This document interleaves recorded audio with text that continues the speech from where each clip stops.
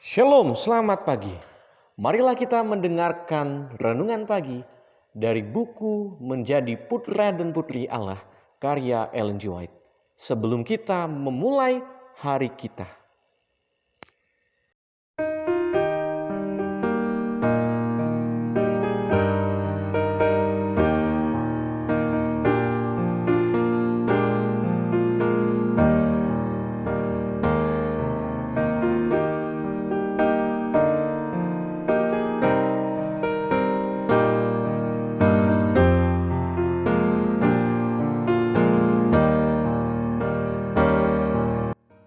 Judul renungan pagi kita pada pagi hari ini tanggal 29 Juli 2021. Yang berani di antara milik kesayangan Allah. Ayat inti kita terdapat di dalam Maliaki 3 ayat yang ke-17. Mereka akan menjadi milik kesayanganku sendiri, firman Tuhan semesta alam, pada hari yang kusiapkan. Aku akan mengasihani mereka sama seperti seseorang menyayangi anaknya yang melayani dia. Marilah kita berdoa. Bapa kami dalam surga, Tuhan yang baik, di pagi hari ini kami ingin belajar firman-Mu yang menguatkan kehidupan kami, supaya kami paham bagaimana supaya menjadi milik kesayangan-Mu sendiri dalam segala kehidupan kami. Kami serahkan kehidupan kami hanya dalam nama Yesus Kristus yang adalah Tuhan juga Juru Selamat kami. Amin. Yang berani di antara milik kesayangan Allah. Besarlah pekerjaan Tuhan. Manusia sedang memilih berpihak kemana. Bahkan orang-orang yang disangka kafir akan memilih di pihak Kristus. Sedangkan orang-orang yang melukai perasaan seperti murid-murid akan pergi dan tidak berjalan lagi dengan dia. Apakah dampaknya terhadap orang-orang saleh dengan adanya usaha manusia untuk membatalkan hukum Allah? Apakah mereka akan takut karena celaan dunia atas hukum suci Allah? Apakah orang-orang percaya yang benar dalam beginilah firman Tuhan akan menjadi bimbang dan malu karena seluruh dunia tampak menghina hukumnya yang adil itu?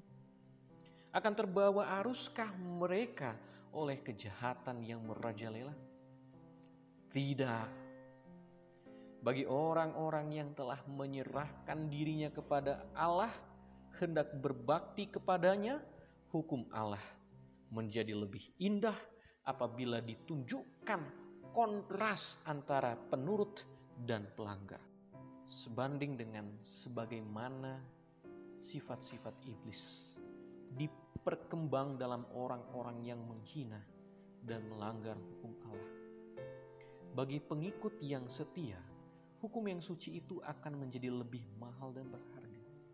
Ia akan menyatakan, mereka telah merombak Taurat-Mu.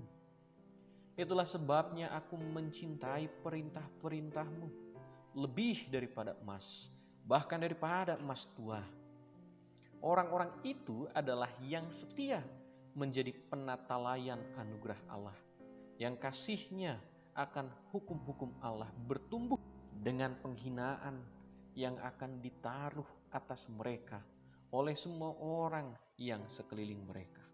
Orang-orang yang jahat dan gereja selaras dalam kebencian ini terhadap hukum Allah. Dan kemudian krisis datang. Tetapi ketika mereka bersungut-sungut dan mengeluh dan tuduhan palsu serta melakukan pekerjaan iblis dengan sangat rajin, suatu golongan lain dibawa ke pemandangan kami. Beginilah berbicara satu sama lain orang-orang yang takut akan Tuhan. Tuhan memperhatikan dan mendengarnya.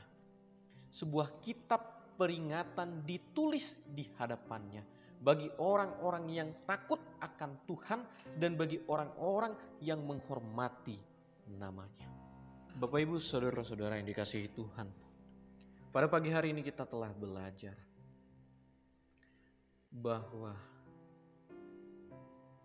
kita akan ada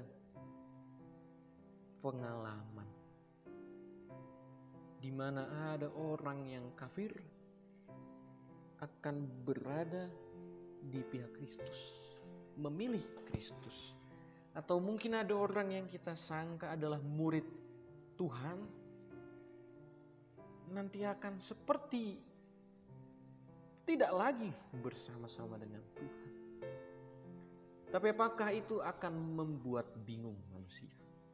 Apakah itu akan membuat bingung?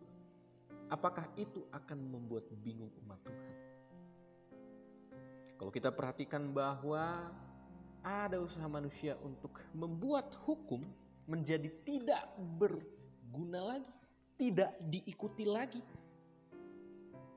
Tapi apakah itu akan membuat keimanan manusia yang takut akan Tuhan atau umat Tuhan akan berubah? Jawabannya adalah tidak.